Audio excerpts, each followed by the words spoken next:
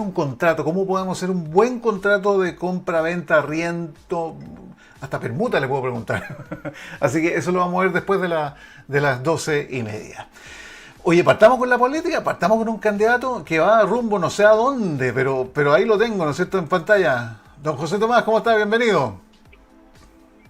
Bien, bien, muchas gracias por la posibilidad de conversar con UCB, con todos los auditores de la radio en un día tan simbólico, un día con tanto recuerdo, con tanta reflexión y probablemente con tanto aprendizaje para no repetir y no seguir cantos de sirena que solamente nos han llevado al deterioro cultural, económico, social y político de nuestro país.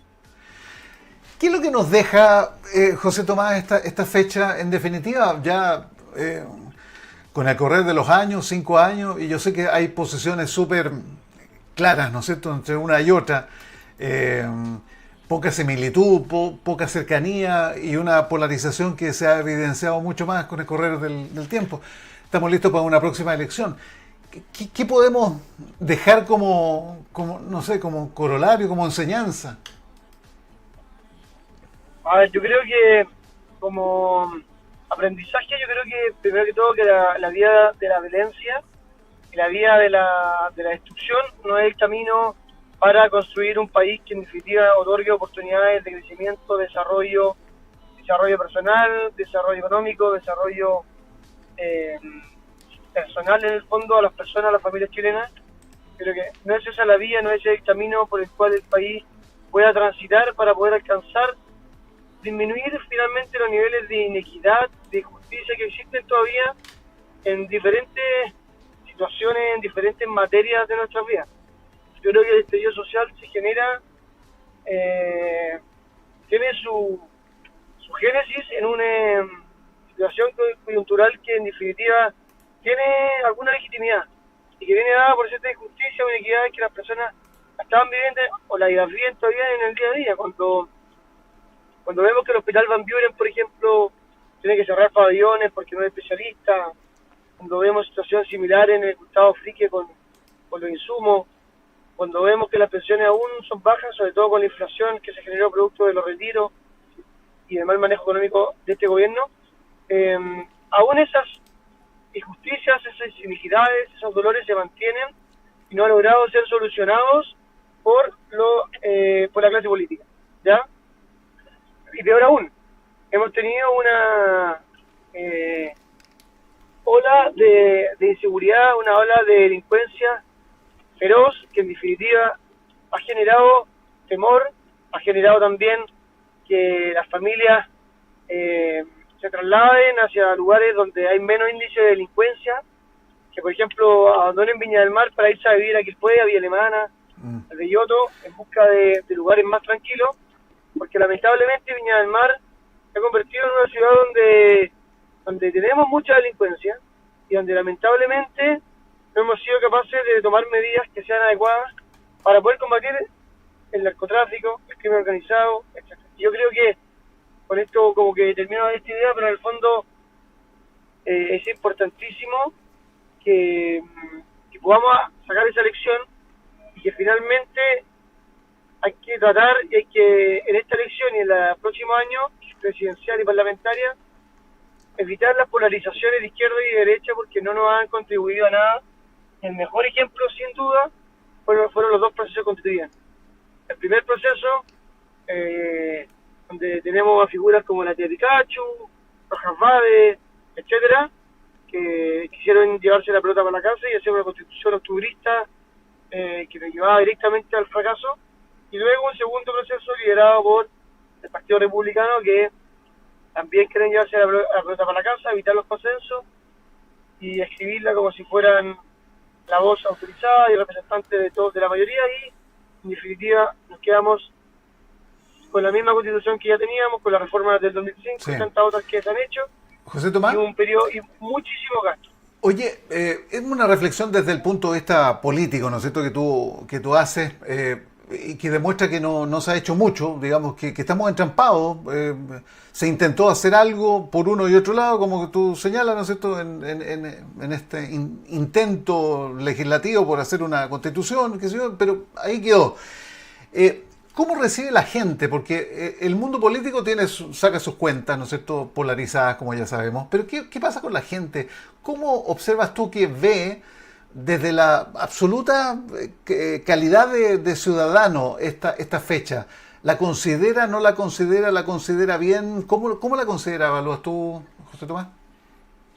Yo evalúo que la considera con una muy mala evaluación. Solo el 6% de las personas creen que Chile está mejor o que fue un buen... o que todo lo que sucedió después del 18 de octubre fue una buena alternativa para el país. Yo creo que definitivamente la gente lo evalúa mal, la gente lo evalúa como algo negativo, no tiene buenos recuerdos, ni siquiera supimos quiénes fueron los que quemaron el metro. Y yo creo que, sin duda, para el chileno es una fecha de dolor, es una fecha donde recuerda elementos negativos. Creo que finalmente, a pesar de que hubieron jornadas muy importantes y muy significativas, donde se juntó muchas personas, finalmente tenemos que el resultado y la raya para la suma es negativo y que finalmente trajo dolor, trajo dificultad. Sobre todo, bueno, no teníamos cómo saberlo, pero particularmente después de la pandemia también se juntaron ambas situaciones políticas, sociales y de salud. Y por lo tanto, finalmente para el chileno que se rasca con uñas propias para poder salir adelante, significó muchas complicaciones, Oye, mucha violencia y finalmente, para terminar, este 18 de octubre después trajo consigo la elección de muchas autoridades que hablaban de refundar Carabineros, de legitimar a nuestras Fuerzas Armadas, y hoy día hablan de seguridad, se creen los reyes y vamos en materia de seguridad, pero que sin embargo fueron los que marcharon mientras que éramos gobierno, yo era Serena y Justicia, trabajábamos día y noche para garantizar la seguridad de la población y para poder permitir que Chile siguiera adelante, que el intento de derrocar al presidente Piñera no se concretara y tuviéramos una democracia y una república hasta el día de hoy firme y de la cual todos ellos que son octubristas deberían dar las gracias porque algunos nos sacamos la mugre, sufrimos, lo pasamos mal para tener el país que hoy día podemos tener a pesar de todas las dificultades. Bueno, como observamos y como vemos, ¿no es cierto? No hay que ser muy adelantado intelectualmente para darse cuenta que estamos separados, que es un país absolutamente dividido, que nos cuesta reencontrarnos, que nos cuesta encontrar un camino común. Fíjate que, bueno, lo dijo el ex director del IND, ¿no es cierto?, de los derechos humanos, Sergio Mico, dijo que estuvimos en riesgo de perder nuestra democracia. Eso ha sido compartido por muchas personas también del mundo político y no en relación al mundo político. Se estuvo a un ápice, ¿no es cierto?, de que hubiese algo que hubiese provocado un quiebre democrático. Ahora, la reflexión también es que nos salvó la pandemia, nos salvó el COVID en su momento, ¿no es cierto?, porque aquietó, minimizó, aminoró esa ola que había, ¿no es cierto?, exacerbada en algunos momentos. Tú lo sabes muy bien, Viña del Mar, pero Valparaíso profundamente afectado, la zona interior también muy dañada por los excesos que se vivieron en ese momento. Nos seguimos enfrentando, las instituciones, la policía, el mundo de la política. Nunca hubo un proceso de acercamiento, cosa que vemos en el día de hoy también, que se mantiene igual. ¿Cómo ves tú hoy día a la noche? ¿Algún atisbo de violencia, algo que te incomode o que puedas ver, digamos, que se va a provocar hoy día? Sí, sin duda, probablemente esta fecha se convierta durante el curso de nuestra historia en algo muy similar a lo que hemos conocido como el Día del Joven Combatiente, otro llama el Día del Joven Delincuente, por la cantidad de hechos de violencia y delincuencia que se generan durante esos días.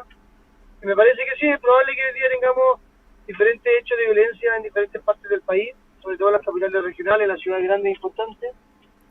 Y eso va a generar mucho dolor y mucha inquietud también y va a recordar lo doloroso que fue el 18 de octubre del 2019, así como tanto como todos los días previos, que también fueron días no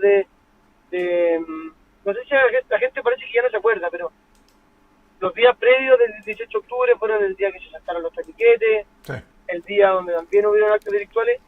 Y antes quería hacer una reflexión, si me la permiten, que en el fondo lo que a mí me parece doloroso es que Hoy día estamos en el 2024, 18 de octubre del 2024, y no veo a esas fuerzas ideológicas que estuvieron detrás del 18 de octubre marchando como lo hicieron con el gobierno del presidente Piñera. No veo que los problemas de salud están resueltos. Veo que los SLEP, el sistema de admisión escolar, como lo he dicho tantas veces, el alcalde Gustavo Alessandri, el presidente de la MUCH, los SLEP y el sistema de admisión escolar ha sido un fracaso. Los temas de pensiones, los temas sociales importantes para las personas, los problemas de transporte, por ejemplo, en la región de Valparaíso, no han sido solucionados. Y no veo esas fuerzas octubristas que marcharon y que estuvieron a punto de derrocar al gobierno del presidente Piñera marchando. No veo al colegio de profesores marchando, no veo a la NET marchando, no veo a la Confusión marchando. Entonces, ¿por qué marcharon y por qué tuvieron ese ímpetu durante el gobierno del presidente Piñera? Me pareciera ser que en un espíritu servil al Partido Comunista y al Frente Amplio seguían callados, con absoluta complicidad respecto de la incompetencia e ineficiencia de este actual gobierno. O sea, ¿por qué la Confusión hoy día no marcha? ¿Por qué no marcha el colegio de profesores? ¿Por qué no marchan los estudiantes? ¿Por qué no marcha la NER? ¿Por qué no marchan todos esos grupos políticos, sindicatos cercanos al gobierno del presidente Boric? Me parece que son aspectos que son muy claros de lo que pasó el 18 de octubre. Finalmente, el 18 de octubre, lo que tuvimos fue que fuerzas políticas cercanas al Partido Comunista y a grupos extremos como el Frente Patriótico Manuel Rodríguez o el mismo MIR, que aún mantienen células activas, intentaron derrocar al gobierno de Piñera y hoy día se encuentran callados y cómplices de la incompetencia de este gobierno. Los problemas no han sido resueltos, pero hoy día no marchan, ayer no marchan. Cuando los problemas de cuando una niña cae en un SLP en Valparaíso y tiene graves consecuencias para su salud, el colegio de profesores, los grupos estudiantiles, en el fondo, la CONFECH, se mantienen callados, no dicen nada porque son serviles al actual gobierno. Oye, estamos con José Tomás Bartolucci, que es abogado, que es magíster en Derecho Administrativo, que como todos sabemos a esta altura ya está en las horas previas, ¿no es cierto?, de las elecciones, candidato a concejal por Viña del Mar independiente, pero con el cupo UDI. Y a propósito de la UDI, ya fue entregado hoy día digamos, el rechazo del recurso de nulidad presentado por Eduardo Macaya, ratificando la condena por abuso sexual de 6 años, con prisión efectiva. Eso fue comunicado hoy día en la mañana. Eso por un lado. Por el otro lado, por el tema del gobierno, como todos sabemos aquí, Sena denuncia 48 horas que no se dijo nada por parte del gobierno. Y bueno, la salida del ex subsecretario Manuel Monsalve, que fue un remesón. Ayer estábamos cerrando el programa cuando dimos la noticia y yo me quedé para adentro y dije, esto obviamente es un movimiento telúrico potente en el gobierno. ¿Cuál es tu lectura de eso, José Tomás? A ver, bueno no hacer, creo que no hay que hacer juicios antes de que la propia justicia sea la que emita su veredicto, pero sin duda es un hecho gravísimo, es un hecho que requiere que se investigue con la máxima celeridad, con la máxima rigurosidad, así como se investigó está muy bien. Aquí no hay que pedir que sea ojo por ojo, diente por diente, hay que simplemente que la justicia actúe, sea de izquierda, sea de derecha, sean 10 de izquierda, 2 de derecha, 2 de derecha, o 10 de izquierda, da lo mismo cuántos sean, siempre hay que investigar con absoluta rigurosidad los hechos delictuales como lo que hemos presenciado. A mí me parecen de la máxima gravedad, me parece bien su renuncia, me parece que de todas maneras no podía suceder de otra manera. Pero ha actuado bien el gobierno, se le permitió ir a Concepción, digamos, básicamente ahí a la región del Biobío para comunicar todo lo que había sucedido con la familia. Después participa en la Comisión de Seguridad de la Cámara, después se reúne con el presidente y después trasciende la información y bueno, llega la renuncia. ¿Se actuó eficientemente, correctamente a tu juicio? No, o sea, desde luego que una vez parece que lo que el gobierno intentó fue que pasara piola, y si no pasaba piola se tomaban las medidas, voy a hablar de manera más correcta, que pasara desapercibido, que no se supiera lo que había ocurrido. Si es que no pasaba tan desapercibido y se conocía, es probable que tuvieran que salir a tomar las medidas. O sea, a mí me parece que desde el primer minuto, que fue lo que no hicieron, se debieron haber tomado las medidas drásticas que se tomaron con posterioridad una vez que el asunto se había conocido para la voz, para conocimiento público. O sea, desde luego que el gobierno trató de ocultarlo, trató de mantenerlo en secreto, y eso evidentemente es paupérrimo de un gobierno que se dice feminista, de un gobierno que habla de los derechos de la mujer. Está muy bien, yo comparto la necesidad de avanzar culturalmente en el fortalecimiento de los derechos de la mujer. Yo soy papá de 3 niñas, soy el principal defensor de los derechos de las mujeres, y por lo tanto creo que fue muy, si bien después de que se supo, me parece que no había otra salida que la renuncia del señor Monsalve, a mí me parece que de todas maneras debieron haber actuado de manera más oportuna, de haberlo no intentado ocultar, sino que el propio gobierno haber dado a conocer la información, el propio gobierno haber desvinculado o haberle pedido la renuncia al señor Monsalve, y bueno, evidentemente que trataron de ocultarlo, trataron de manejar los medios, y eso evidentemente que no podía ocurrir.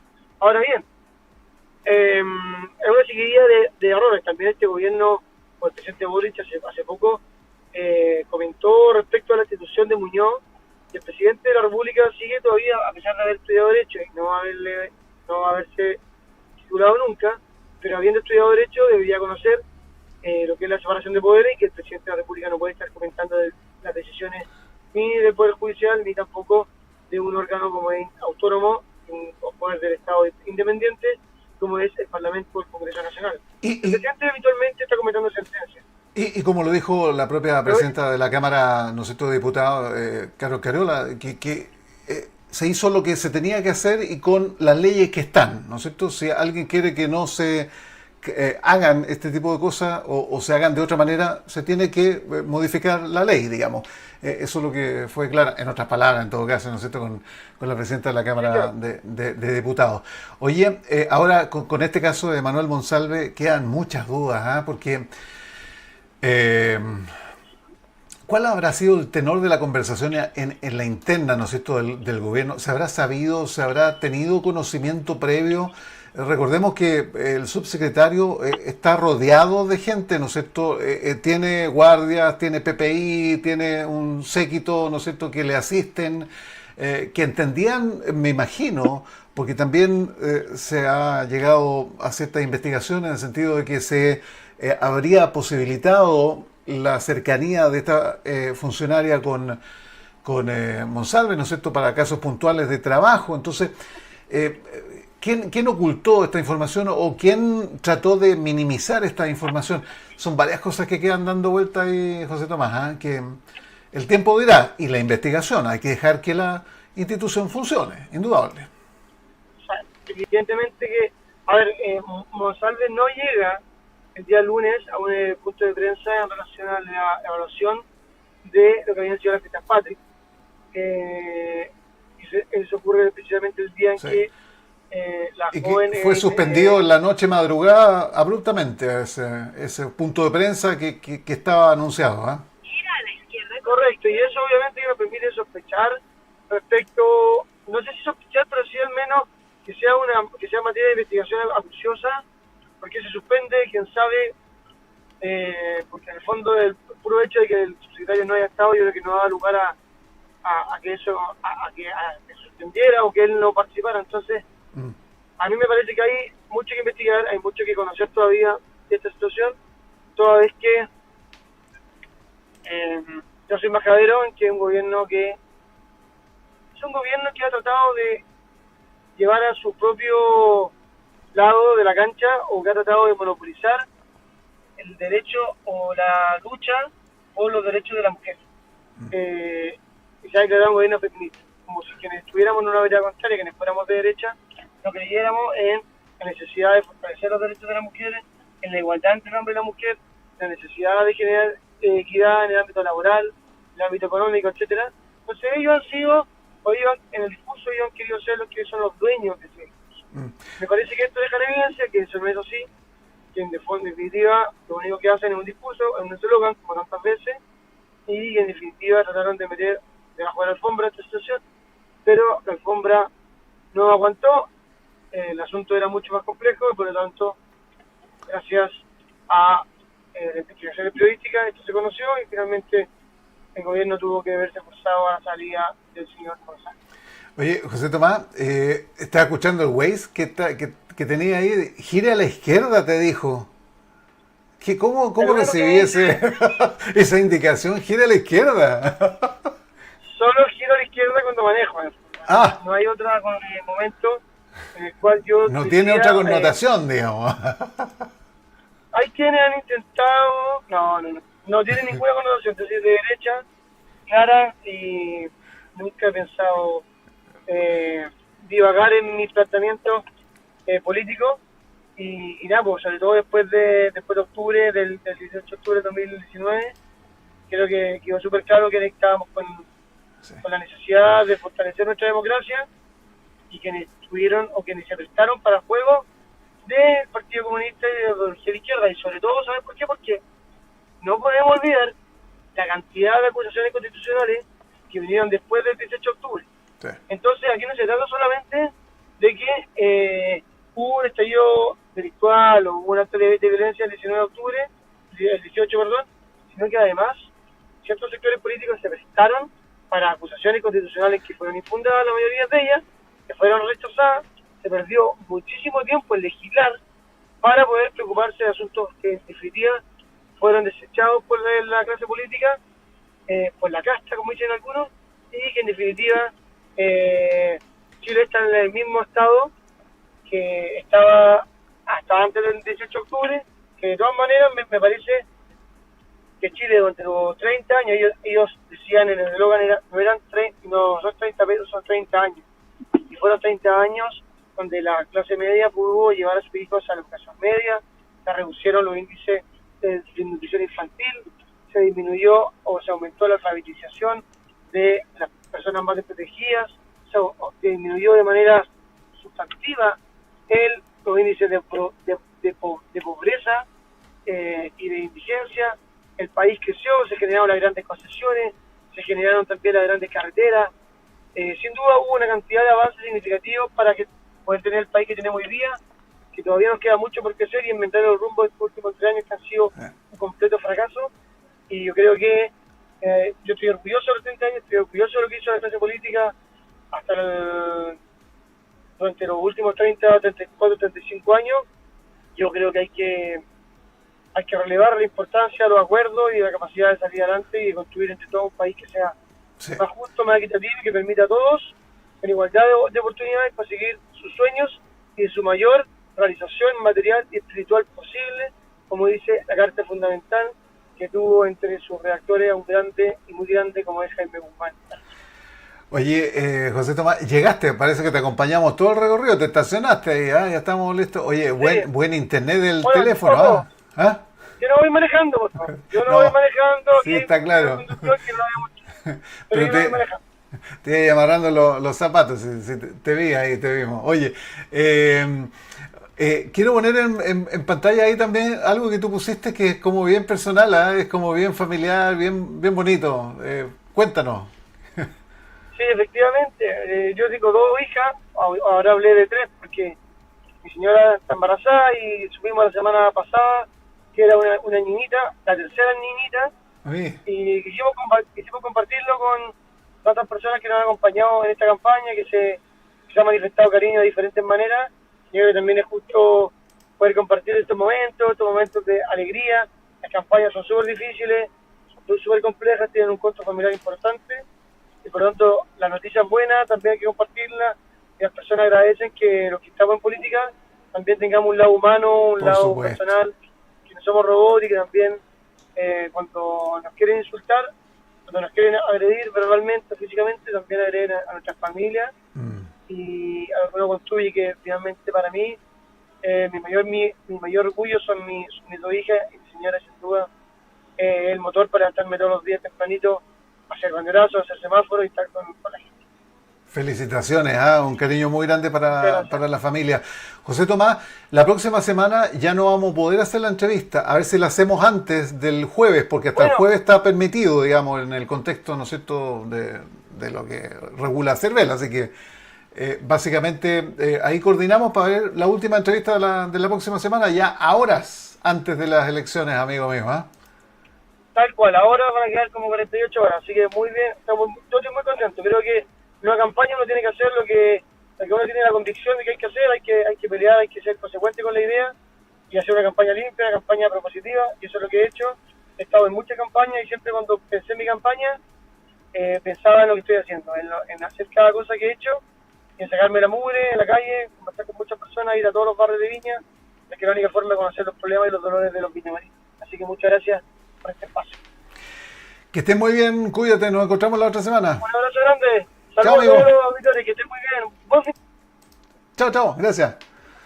Oye, y se portó bien el internet, hasta el último, bien, José Tomás Bartolucci, candidato a concejal entonces para la municipalidad de Viña del Mar en este contacto humano también, ¿no es cierto? Relajado, una reflexión. Si se dan cuenta, uno siempre tiene que escuchar. Yo trato de no interrumpir mucho de ningún lado, ¿no es cierto? Porque para eso son los invitados, para eso son los panelistas, porque tienen que representar también su sector, su punto de vista, sus perspectivas respecto a lo que vaya sucediendo. Vamos a ir a la pausa, entonces. ¿Tiene ganas de arrendar su local, su departamento, su casa? ¿Cómo se hace un contrato de estas características? ¿Quiere vender? ¿Quiere comprar? Bueno, esto lo conversamos luego con Cristiana Aguayo. Pausa comercial, volvemos.